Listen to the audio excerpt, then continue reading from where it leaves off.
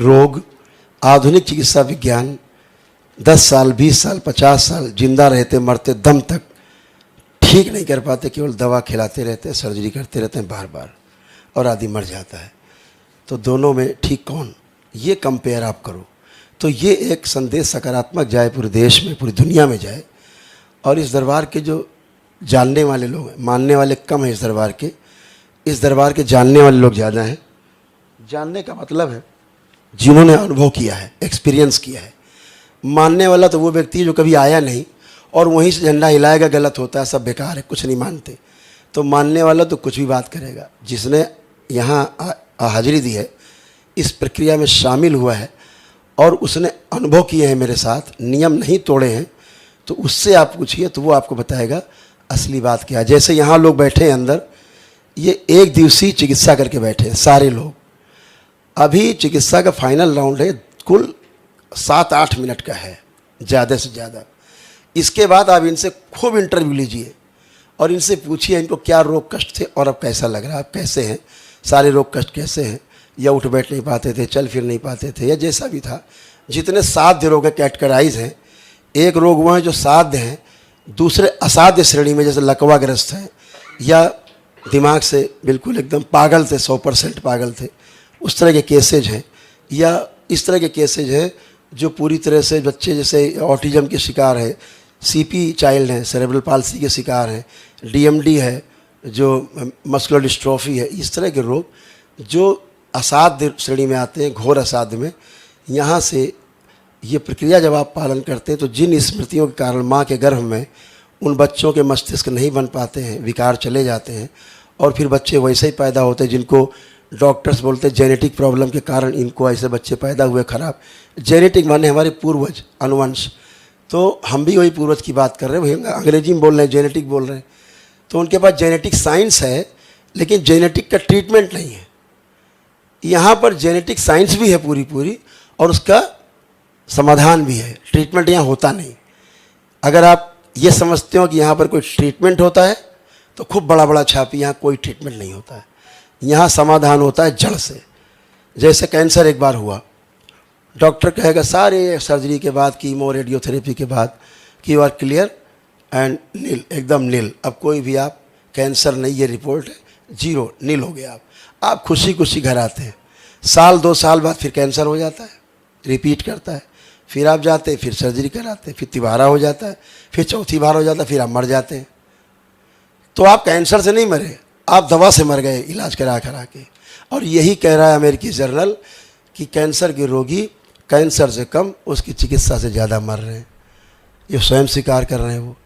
तो कहने का मेरा आशय है कि वो क्यों बार बार रोग हो रहा है, तो दरबार के पास उसका अनुसंधान है, पूरा प्रमाण है। जब आप अनुभव करेंगे, स्मृतियों के कारण हम रोगी बनते हैं। अगर हमारे पूर्वज हमारे कैंसर था, आप निश्चित मानिए आपके परिवार में किसी न किसी को पीढ़ी में कैंसर जरूर होगा, आप उससे बच नहीं सकते। अगर कोई पागल था तो आप पागल निश्चित रहेंगे, कम या ज़्यादा।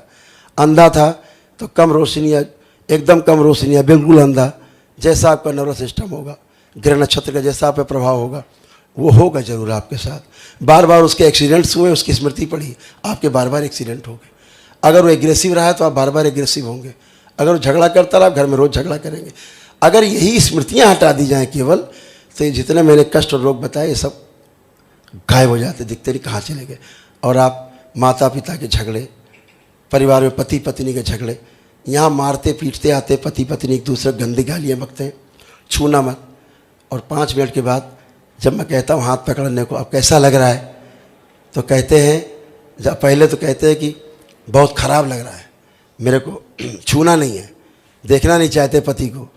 पति कह रहा है पत्नी नहीं छूना चाहते। 5 मिनट में ऐसा क्या हो जाता है अचानक कि पति पत्नी ऐसे खड़े होते हैं जैसे आज ही शादी हुई है, अभी शादी हुई है, मंडप से बाहर आए हैं, बिल्कुल अभी निकाह हुआ, बाहर आ गए।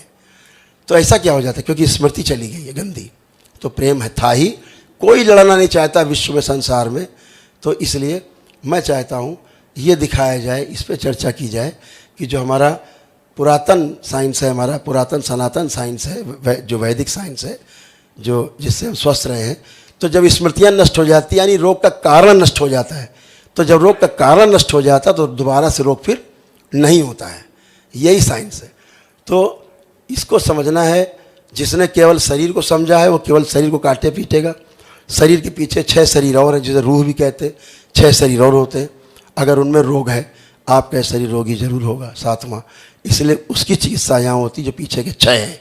जब पीछे के 6 शरीर ठीक होते हैं, ये 7वां जो शीशा है आगे, ये अपने आप साफ साफ अच्छा हो जाता है। तो इसलिए ईश्वरीय चिकित्सा है ये, और वह विज्ञान है जो अभी इस कलयुग में अभी नहीं प्रकट हुआ था, लेकिन हमारे एनिसेंट हिस्ट्री में सब कुछ रखा हुआ है। आप पाएंगे कि ये विद्या हमारे पूर्वजों की है, ऋषि मुनियों के है, जिसके दम पे वो स्वस्थ रहते थे और सुखी रहते थे।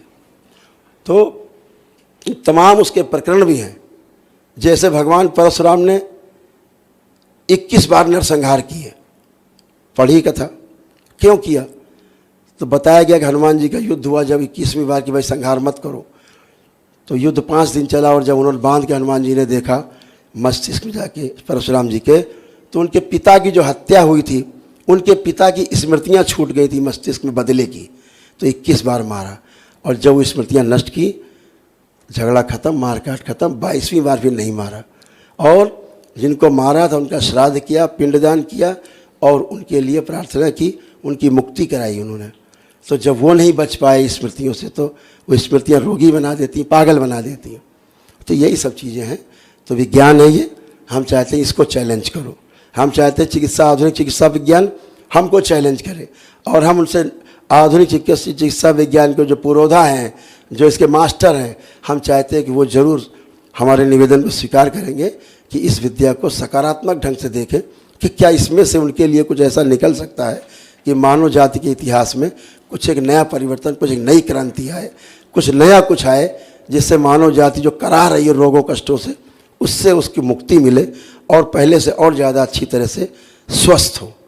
तो आप सबसे विनती, हमारा सभी मीडिया बंधुओं से, कि इसको मुद्दा बनाएं।